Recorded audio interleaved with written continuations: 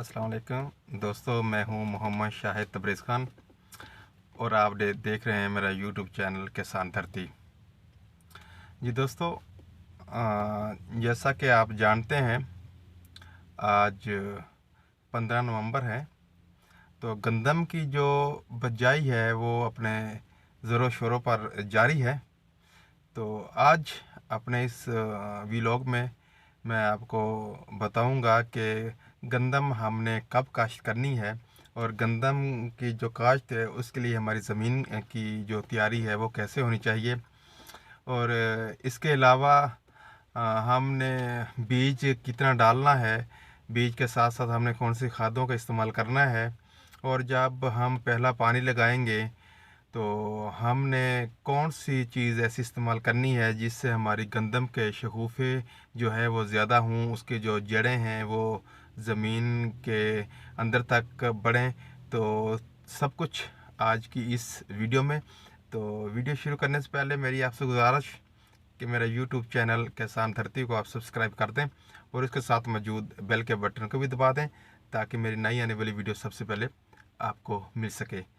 जी दोस्तों, चलते हैं अपने आज के इस वीलॉग की जानब, आज की इस वीडियो की जानब। मेरी आपसे गुजारिश कि अगर आप चाहते हैं कि आपको गंदम के बारे ज़्यादा से ज़्यादा इन्फॉर्मेशन मिले तो आपने मेरी ये वीडियो लाजमी मुकम्मल देखनी है ताकि आपके जो नॉलेज में इजाफ़ा हो पाए। और कुछ जो आप कमेंट्स करेंगे मेरे इस वीडियो के नीचे तो यकीनन मेरे लिए वो बहुत अहमियत के हामिल होते हैं, क्योंकि आपके कमेंट्स ही होते हैं जिससे मुझे सीखने को बहुत कुछ मिलता है।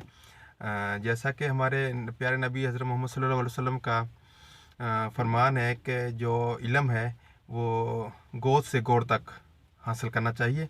तो इंसान हर मोड़ पे सीखता है। तो आप कमेंट्स लाजमी किया करें और आप मेरी जो गलतियाँ हैं उसको सुधारने में मेरा जो है आप बाजू बने, मेरे आप हाथ बने ताकि मैं अपनी गलतियों को सुधार सकूं। दोस्तों, चलते हैं अपनी आज की इस वीडियो की जानब। तो गंदम जो हमने काश्त करनी है, सबसे पहले हमने क्या करना है जी, अपना जो रकबा है उसको हमने अच्छे तरीके से जो उसका है ना उसमें हल चलाना है, ज़मीन को अच्छे तरीके से तैयार करना है। ज़मीन को तैयार करने के बाद गंदम जो काश्त की जाती है वो दो तरीके होते हैं उसके। एक तरीका होता है रोनी के ज़रिए गंदम काश्त करना, दूसरा तरीका होता है छट्टे के ज़रिए, कोर शाट के ज़रिए गंदम को काश्त करना। जी दोस्तों, दोनों तरीक़ों से गंदम आप काश्त कर सकते हैं। आपने जब ज़मीन को अच्छे तरीके से काश्त किया, ज़मीन को काश्त करने के बाद जो मरहला होता है वो होता है गंदम काश्त करने का। तो आपने 1 नवंबर से 25 नवंबर तक आपने जो गंदम का बीज है वो आपने 45 से 50 किलोग्राम फ़ी एकड़ आपने लाजमी डालना है। इससे कम आपने बीज ज़मीन में नहीं डालना। और इसके साथ आपने जो खाद है वो आपने डीएपी 1 बोरी से 1.5 बोरी आपने जो है ना जी हर हाल में आपने अपने खेत में पर एकड़ डालनी है, क्योंकि डीएपी ही है जो हमारी जो गंदम है या हमारी कोई भी फसल है उसमें अहम किरदार अदा करती है। तो जब हमने खाद भी डाल दी और हमने गंदम का बीज भी डाल दिया, उसके बाद हम पानी लगाते हैं। पानी लगाने के बाद जैसे ही हमारी गंदम बाहर निकलती है, यानी कि 20 से 25 दिन हो चुके होते हैं, तो उसके बाद हम पहला पानी लगाते हैं। तो पहला पानी जब हम लगाएंगे तो उसके साथ हमने कौन सी चीज़ इस्तेमाल करनी है, एक तो आपने खाद गुवारा या यूरिया का आपने इस्तेमाल कर देना है। उसके साथ एक्स्ट्रा जो है वो हमने क्या इस्तेमाल करना है, वो आपने जिंक, वो आपने हर हाल में इस्तेमाल करनी है। जिंक का बहुत अहम किरदार होता है। जिंक की कमी जो है हमारी ज़मीनों में बहुत ज़्यादा है, क्योंकि जिंक का जो इस्तेमाल है मेरे काश्तकार भाई वो ज़्यादातर इस्तेमाल नहीं कर पा रहे या उन्हें इस जिंक की अहमियत का, इसके फ़ायदे का इल्म नहीं है। तो आपने जिंक 5 kg पर एकड़ आपने हर हाल में इस्तेमाल करनी है। वैसे जो हमारा महकमा ज़राअत है वो तो रिकमेंड करता है 10 kg पर एकड़। तो अगर 10 kg आप इस्तेमाल नहीं कर सकते तो आप कम से कम 5 kg पर एकड़ का जो जिंक का एक पैकेट होता है वो आपने खाद के साथ मिक्स करके लाजमी आपने हर हाल में डालना है।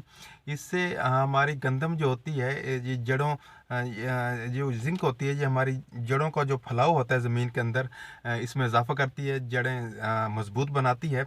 जब जड़ें मज़बूत होंगी तो जो गंदम के शगुफ़े होते हैं वो ज़्यादा बनेंगे। तो साफ ज़ाहिर है अगर शगुफ़े ज़्यादा बनेंगे तो उसके ऊपर जो गंदम के सिट्टे होते हैं उसमें इजाफ़ा होगा। और गंदम के सिट्टों में इजाफ़ा होगा तो हमारी जो औसत पैदावार है उसमें हमारा क्या होगा जी, इजाफ़ा होगा और हमारी औसत पैदावार बढ़ेगी। तो ज़िंक बहुत अहम किरदार अदा करती है फसल में। तो दोस्तों आपने जैसे ही पहला पानी लगाना है उसके साथ आपने ज़िंक का इस्तेमाल हर हाल में करना है। उसके बाद हमारा अगला मरहला जो होता है वो जड़ी बूटियों की तल्फ़ी का होता है। तो वो स्प्रे कौन-कौन से हम कर सकते हैं जी, इंशाल्लाह ताला आने वाला जो मेरा व्लॉग होगा उसमें तफ़सील से बात होगी। तो वीडियो ख़त्म करने से पहले मेरी अपने तमाम दोस्तों को गुज़ारिश कि अगर मेरी वीडियो आपको अच्छी लगी हो तो कमेंट्स और लाइक्स आप लाज़मी कर दिया करें। इससे जो होता है ना जी, मेरा हौसला बढ़ता है एक, और दूसरा जो होता है मैं अपनी जो मेरी गलतियाँ होती हैं वो सुधारने का मौका मिलता है। जी शुक्रिया, अल्लाह हाफ़िज़।